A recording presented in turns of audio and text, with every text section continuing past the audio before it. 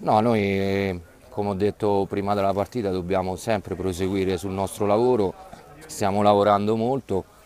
Oggi, sinceramente, con tutto il rispetto per i nostri avversari, che sono una grandissima squadra, molto organizzata, mi sono piaciuti molto, forse una delle poche squadre che ho visto giocare a calcio fino adesso. Quindi magari noi ci siamo anche noi trovati bene a giocare contro di loro perché è stata credo una partita molto piacevole e sinceramente avremmo meritato diciamo, la vittoria.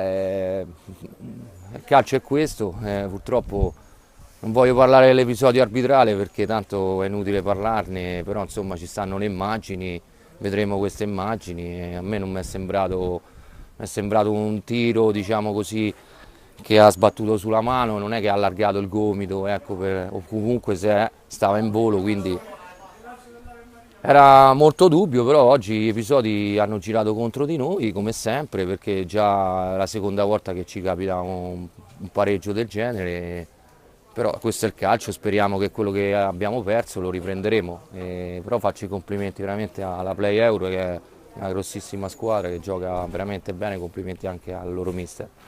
Ma in trasferta finora abbiamo fatto più punti in trasferta che in casa, oggi era il primo punto che facevamo in casa.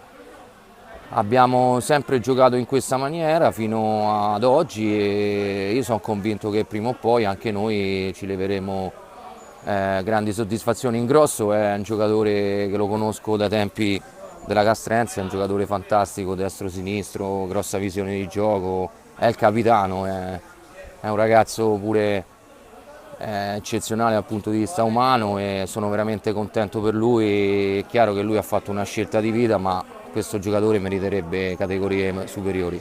Grazie mister Centara, ci Grazie a rivediamo per voi la e gara di ritorno. arrivederci.